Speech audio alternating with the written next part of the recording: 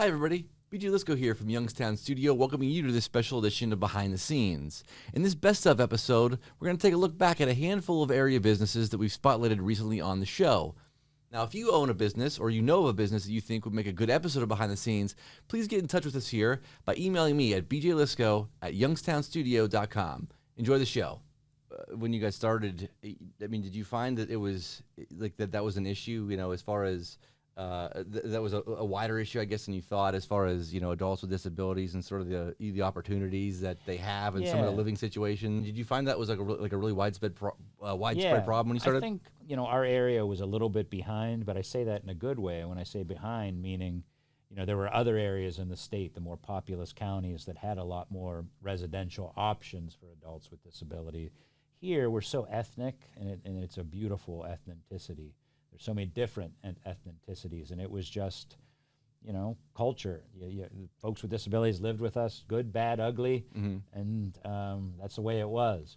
There weren't many options. But when I started back again in the mid-'90s there, the government was running a lot of these programs. They didn't want to run them anymore. Competition is good, it's better service, and so my timing was good. And, we were able to pick up a lot of folks. A lot of folks said, wow, I could still pick up my loved one anytime I want. I could visit when I want, but yet I don't have the responsibility of them all the time. And, it's a pretty good situation. But, yeah, I think our area was a little bit behind. I mean, everything's caught up now. But there was some good timing involved, and the need is just huge. Now, back when I was working with Joe, there wasn't much on the autism spectrum. Now there's lots of numbers. And so a lot of our folks, a lot of our programs are filled with people on the spectrum, which is lovely. It's just different. So we're glad to be there for them. So we're going to see some of the progress that's being made at GABA Camp, but talk a little bit about that, if you would, just here real briefly before we get into the video here, and kind of how that's come along and what you guys kind of still need. It's through Golden String, so it's a 501c3, so that enables us to write a lot of grants. Our grant writer's name's Flavio Aiken, and Flavio has really been working hard. Everything from government grants to foundation grants to assistance from financial institutions. We found our financial institutions to be a huge help in our area.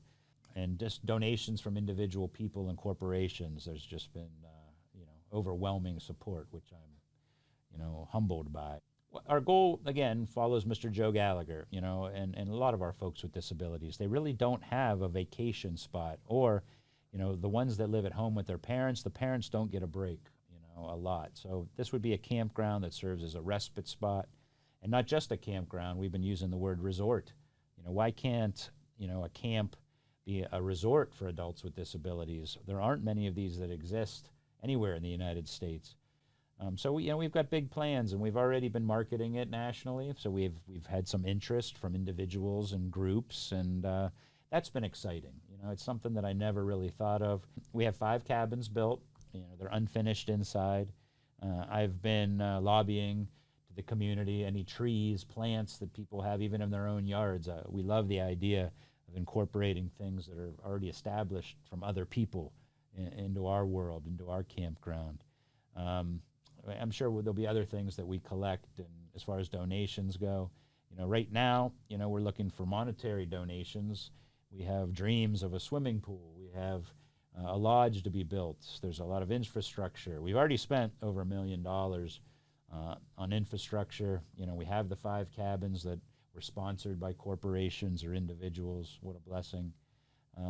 So now things are really starting to happen. Lots of pavement we need. We anticipate a ton of folks that utilize wheelchairs to be it. But it's exciting, that we have structure now, BJ. So we are. I'm very enthused.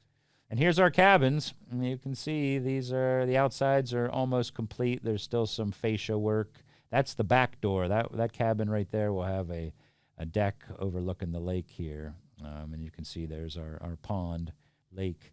These 2 cabins that face that lake will have decks on the back. But there's 5 total. There's 2 different sizes, a larger size for people that may have larger wheelchairs or require, more turning radius. And the plan is to, you'd enter right here, to the left of that van.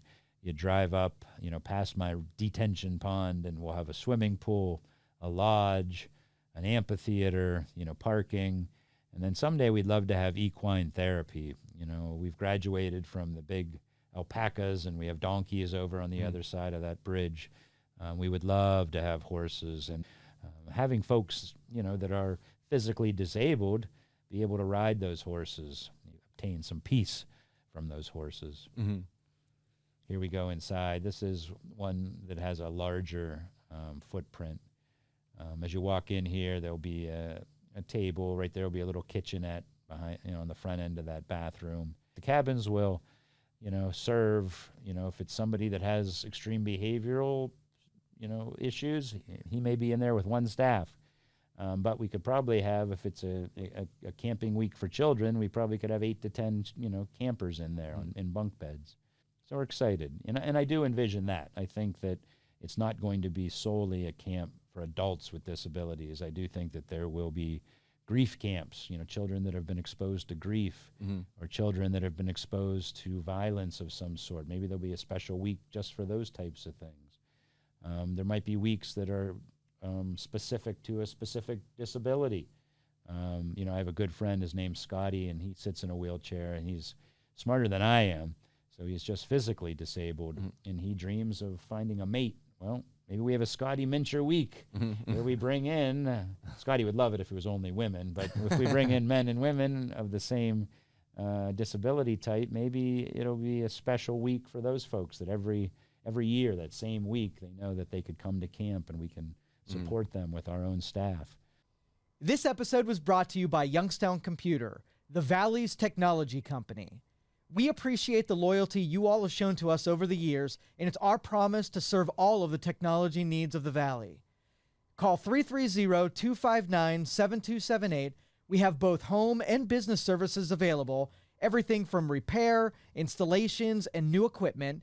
You can improve your Wi-Fi and have your technology serve you better.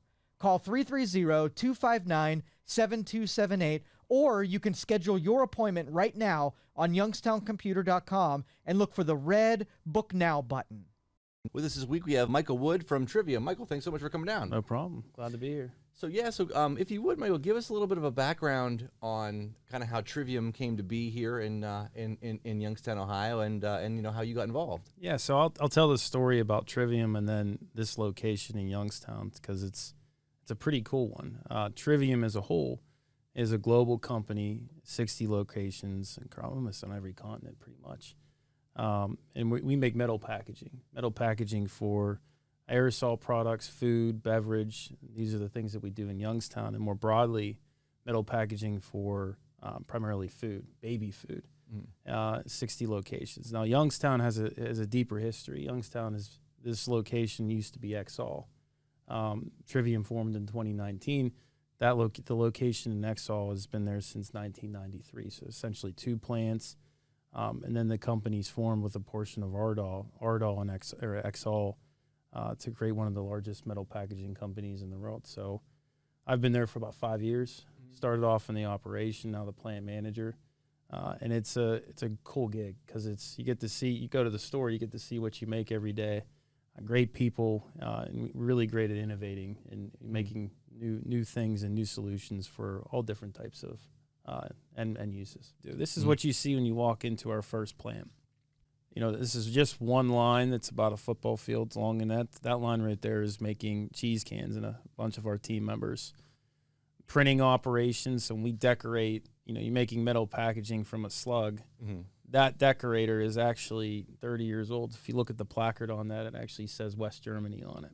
Wow. And that's the testament of the good equipment and good maintenance team that we have. Because we essentially make premium packaging. This is not like your run of the mill like food can. This is more expensive. We don't compete with food cans or like beverage cans. We compete with more like premium aspects of on the aluminum bottle, but the Easy Cheese is kind of unique. The bottom of every Easy Cheese can you see there is a piston that actually pushes the cheese out. Or if you buy, like little Kong pet foods, we actually make those cans as well for the peanut butter that goes in those things into the same type of technology. making a lot of investment if you see any construction in the background, but essentially this is our warehouse right here as you walk through. And it's kind of hard to see, but there's tons of different types of cans. Oh yeah, and I saw numerous ones, and we'll see more as we go here. Yeah. But it fascinated me how many moving parts there is to to everything down there, and then just the size of Most people don't know that the operation. Youngstown location's there. I mean, it's kind of nestled in right across from the water treatment center in the little part of Youngstown. So there's a lot that goes into what we do. I mean, manufacturing in itself is a team sport. I mean, we wouldn't be able to operate the facility and the equipment with just anybody. I mean, we have a great team that really works together and a lot of different types of talent that really make it happen. But as you're walking through right here, you see all the different colors, shapes. These are all things that will get shipped out to the fillers and then distribute across the globe. These little carousels that you see here, this is accumulation. So like in any process, there's always ups and downs. And let's say in this department right here that they start maintaining it or doing some type of maintenance on it. When you're extruding, you don't want to stop because your tooling is heated up and everything is nice and kosher. So that's what that accumulation will happen, and it's in various points in the line. This is inside spray, so there's multiple sprays there that are essentially lining the inside of the can, and then you go into a curing oven here, which will cure it, and all the VOCs and solvents from that will go outside and then be destroyed prior to distributing into the atmosphere. So maintaining 300 yards of equipment that is essentially fully automated is, we have a great maintenance team of electrical and mechanical folks they're really talented and do a lot of do a really nice job of maintaining our equipment. And then we have another technical staff that really kind of experts in their own areas that maintain the tooling, make sure that everything is performing very well, and do rebuilds to make sure that we're being very cost effective. Yeah, so you can see all the different types of products in the facility. It's impressive. It absolutely is. Yeah, this angle over here is what sort of impressed me most, just kind of scaling back over. Right now you're up on a palletizer, so you saw those cans go up into a conveyor. And what they're doing is cans are coming through and then getting packaged. Now, our customer for this particular bottle, which is a national energy brand called Uptime, the filler is actually over in Kent. Okay. And so they make a short jaunt over to Kent, Ohio, to on us, and they'll be filled and capped over there. Now, and they have the same type of equipment that will essentially rake the cans off, and then they'll enter their line and then be packed up. But if you ever had the Uptime Energy, it's a clean energy product. It's really good, especially if you ever had it directly off the line. I mean, it's fantastic. So a lot of automation goes into what we do, and that's what we have. Great controls and electrical controls team. Controls engineer that leads the department is fantastic. The great maintenance team that really takes care of what we do, and we contract out several local contractors that really have been a part of our company for quite some time, and do a fantastic job in making sure that we stay running. That's really the benefit of you see our people here, but the jobs that we create and the opportunities that a manufacturing facility or campus of this size creates in the community is quite large. This episode was brought to you by Youngstown Computer, the Valley's technology company. We appreciate the loyalty you all have shown to us over the years, and it's our promise to serve all of the technology needs of the Valley. Call 330-259-7278. We have both home and business services available, everything from repair, installations, and new equipment. You can improve your Wi-Fi and have your technology serve you better. Call 330-259-7278, or you can schedule your appointment right now on youngstowncomputer.com and look for the red Book Now button. Give me a little background on Youngstown Area Roller Derby. I know it was the Little Steel Derby girls before, correct? But kind of how did the whole league kind of start, and how did you guys kind of get involved in it? So my understanding is the league started in 2008. I want to say when GZ kind of just started recruiting and posting flyers around the area and approaching random people thinking, hey, you might be interested in playing roller derby. So that's how I hear like the roots of Little Still Derby Girls. It's almost like the lore. So I Right. don't know exactly like how it formed, but I remember hearing like early stories of like they used to practice at the Ice Zone, and I started when we were practicing over in Salem, and I got into it because I saw a Facebook post and somebody shared it and was like, roller derby practice, if you want to show up. And I remember like walking up the ramp like terrified, like, oh my god, am I gonna do this? Right. And kind of never looked back too. So Right. Yeah, I started in 2017, and I was going to school with Kalina Clark, who was on the team like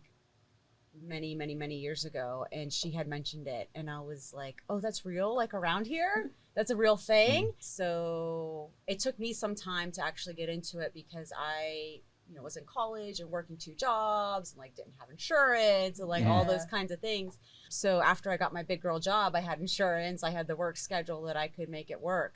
So I joined in 2017, and I just messaged the group and was like, hey, you guys practice? Where is that? And how do I do that? And can I just show up? And I showed up with a friend, and everybody, I mean, still to this day, the whole team is always like, come join us. Come on in. Sit down. Water's fine. We're all friends. Yeah. Like, what are you comfortable with? Do you just want to watch? And I just watched my first practice and was like, I'll be back. And I was. Yeah, I was gonna say, when I started, we had probably a couple of us who were first starting out that we started as like a rec league that we were all like learning the basics of how to roller skate and how to fall. And I remember like that transition to like finally getting to go to the practice with the big girls and actually like start playing. And I was like, oh my gosh, I'm so scared. So it looks like they're teaching how to hit a wall. So the 3 players up here, they're kind of crouched up front.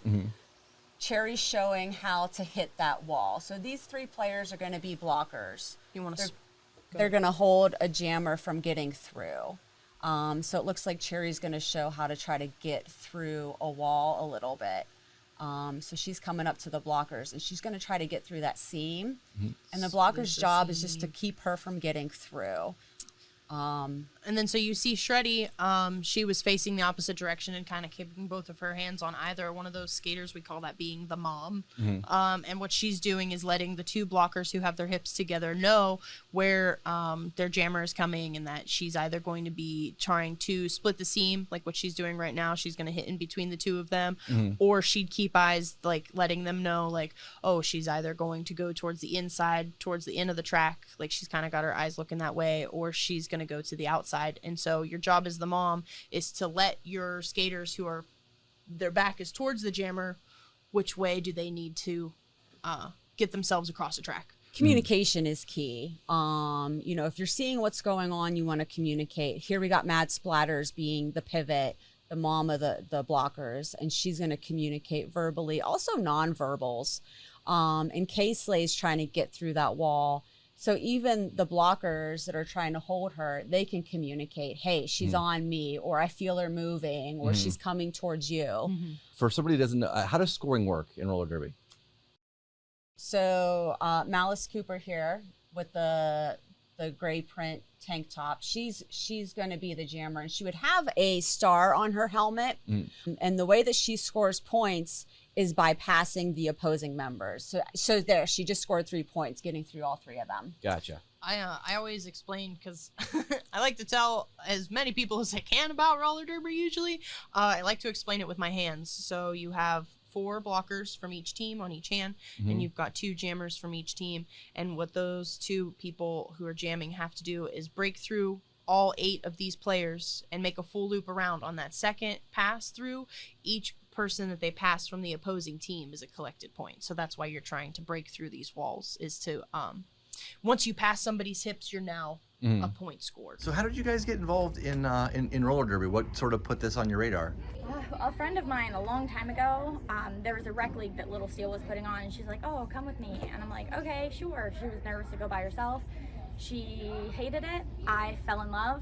I played for a couple of months, and then, life got in the way. And then I reached back out to drama and was like, hey, girl. And then got back into it back in November. because I just couldn't stay away. It was always on my mind, even when I wasn't doing it. It's addictive. So I don't know if it was probably November, December. They put out a Facebook post, the league, saying that they were recruiting skaters, that you didn't have to have any experience, and that was like my thing. I could never do roller derby. I can barely skate. So they said, even if you can't skate, show up. I could skate a little, so I was like, okay, maybe I can do it. My first practice, I was absolutely terrified. I walked through that door. I borrowed all the gear. They said we had to learn how to fall, and I was like, oh no, this is not for me. This is not for me. I did it one time, and it was way easier than I thought, and then it just got fun. And I've stuck with it since then. And she just had her first scrimmage and got MVP. I did. So, I had my first bout last night, actually, at like a mixer bout, and I was the blocker MVP for the team somehow. That's awesome. not somehow. I've seen her play. I know how. The league now, correct me if I'm wrong, it's all inclusive now, right? You guys are welcoming all, like, so men can be in this league if they want to now as well. Is that right? We've had a couple drop-in skaters from the Pittsburgh Undead who were gentlemen, and they came and skated with us. And I know that there are some skaters who maybe would be a little bit nervous about all gendered practices, but they're just phenomenal athletes. Jen said you guys have a lot of new girls here. Yes. And so, I mean, is that pose a challenge to kind of get them up to speed and kind of on the same page? You or know, it's kind of wild because it's like this new resurgence. So when I started, it was a resurgence of old roller derby, and we had a lot of people. But by the time before COVID hit, I felt like we had run out of bodies. Like we went through any women of a certain age that could roller skate. We had already tried to get them out here, had them, we lost them, or they quit, or whatever, you know. And so COVID brought 3 years of cessation. So people who maybe weren't as hard into it and then lost it, it gave them a repassion. And then it also made everybody go outside, and then they all bought skates and learned how to skate. And now they have this new skill, and it's this women's sport, and they're into it. And now with fitness becoming so more popular, it's awesome. We've got this whole new group of people. And so really, a lot of these people started wall climbing, not 3 months ago.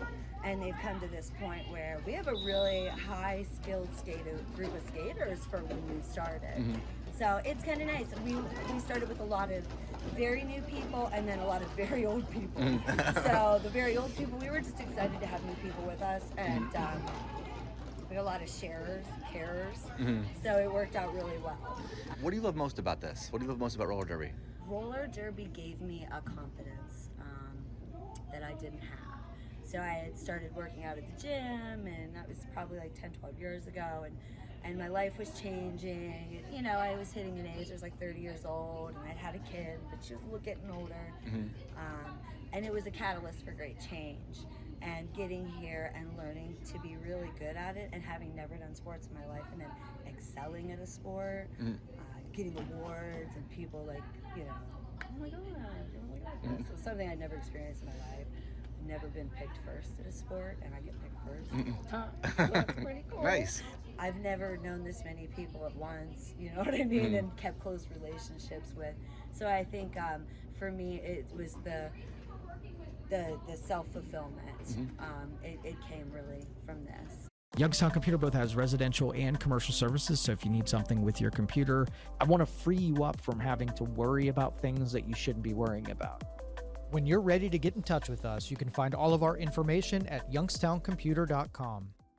And this week we have Jim from Eyes of Faith joining us. So Jim, thanks so much for coming out. Hey man, thank you so much, BJ. I love this space, man. It's super cool here. Joe's got a good thing going on down here for he sure. Does. Yeah, I love it. I was telling you, there's something different here every day. You know, between the podcasting and marketing and all the stuff we're doing down here, something different every day. But we're glad to have you here. Hey, honored to be here. And give me a little bit of a background on Eyes of Faith and kind of how it started. Wow, Eyes of Faith is, believe it or not, started in 2008. The concept came about, and it really, honestly, we're a faith-based company. It was birthed out of prayer, and so I was praying one morning, asking God to use me in a really cool way and in a purposeful way, and this idea of an eyewear company came to mind. And that's what kind of all happened. And it happened very quickly after that. It's like, told my wife I had this, this vision to do this. She said I was crazy to go back to bed. Okay. But her prayer had been, hey, God, how are you going to use me? All I know how to do is fit people for glasses.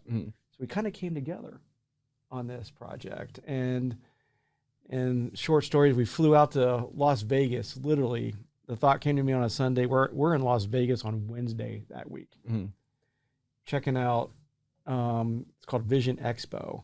We went there. It was one of the second largest optical events in the country, and nothing represented faith. So Eyes of Faith was born. And right here, welcome to Purpose, Passion, Style. There's Amy right there, fitting one of the Sharon City Eyeworks patients. There's Delilah, and our friend Mike Thacker has a book called Mic Drop, which is a phenomenal book. Anybody stops by, I'll give you one. And how many different? I mean, you have obviously a lot of different styles of frames there. I mean, how often are you developing new styles? And that's a really good question. We try to release a few new styles every year.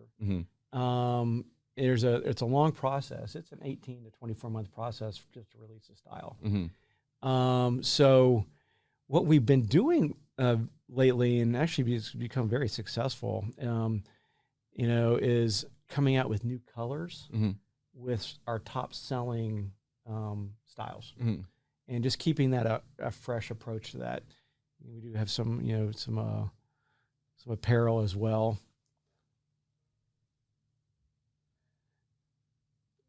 But yeah, I have a little saying, ABL, always be launching. We're always launching something. Okay, whether it's a new color, a new style, a new T-shirt design, new sunglass design. There's always something going on. This is moving into, so this space is segmented out with our new optometry practice, Sharon City Eyeworks. That's the Sharon City Eyeworks business office. We affectionately call this space Central Perk. This is where friends come and hang out, and either coffee or do some little wine and cheese events in the evenings. Nice reception area for people just to hang out. Everybody walks in there, they're kind of blown away. Like, what is this, right? And this is kind of cool, and it's something you don't expect to see in Sharon, Pennsylvania. So everyone loves the exposed brick. Yeah, it's very cool. And you mentioned earlier how old is the building? It was built, I believe, in 1928. Okay. So it's approaching 100 years. There I am. So this is our design studio. This is where we house thousands of acetate colors. It's a mess right now. We're working on a new project. So we have, again, there's just lots of different color options. And that's one of the most important things when you're designing a frame, is designing a color that is wearable. It can be fun, but to make it wearable and fun in the same way.